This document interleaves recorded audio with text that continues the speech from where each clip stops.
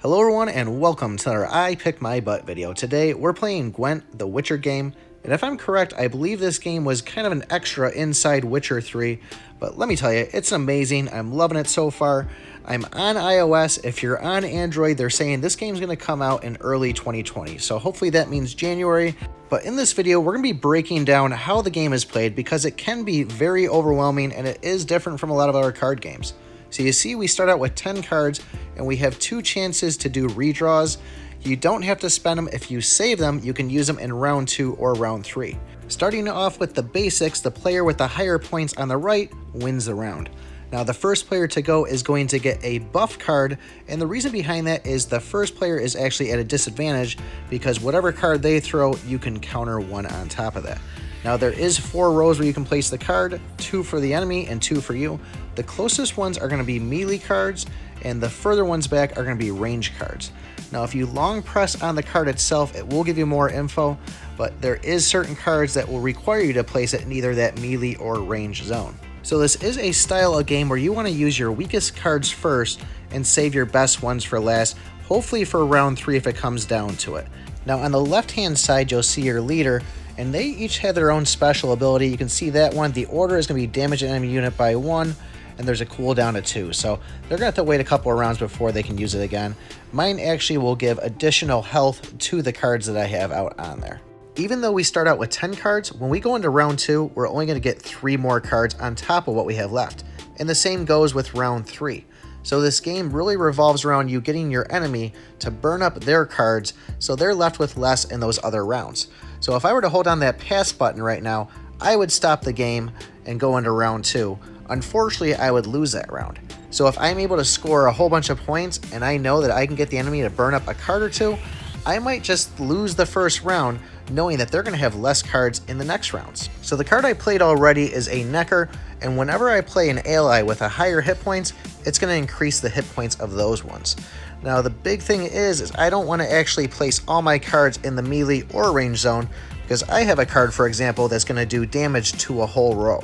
So you want to try to stagger them a little bit. Don't be the guy that just puts all your eggs in one basket, puts them in the front, puts them in the back, unless you have that one that's specific to it.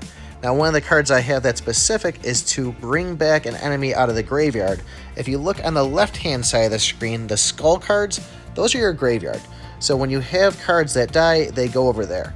And the card I have, if I put it in the melee zone, I can bring back one of my cards. If I put it in the range zone, I can actually pick one out of the enemies.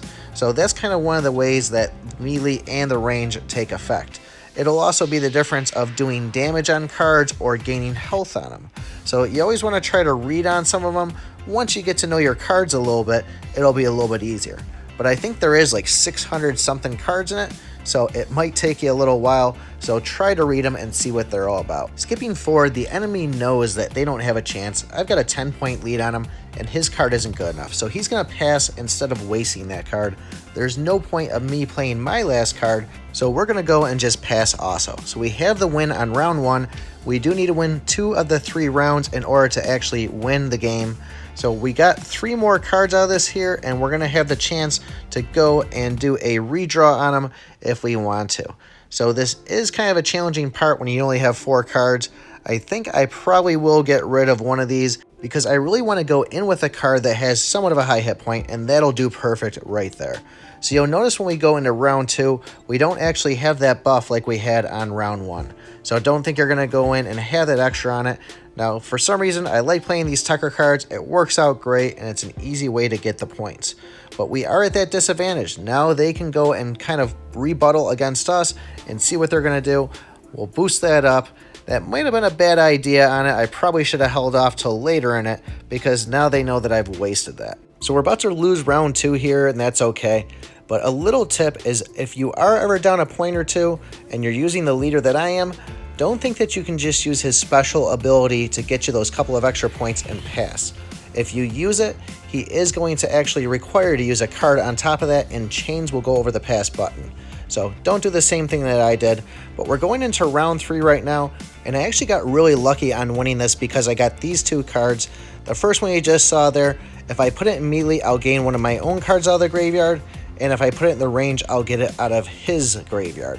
And then I have another one that'll just take it out of mine its own. You can see that there, and it's a bronze one. So I'm going to play the ghoul first here, and I'll see what I have in my own.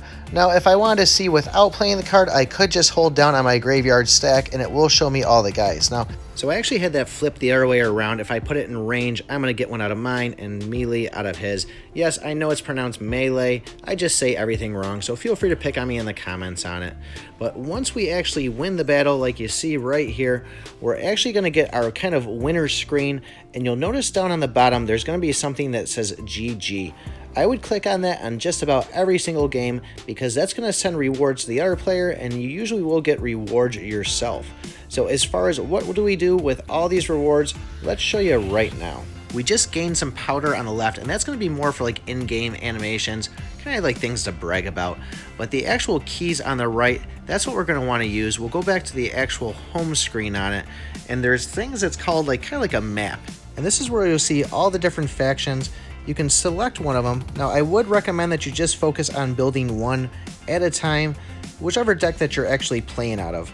And we can use those coins or those keys to actually unlock certain parts on it, and that's where we're going to get things like ore.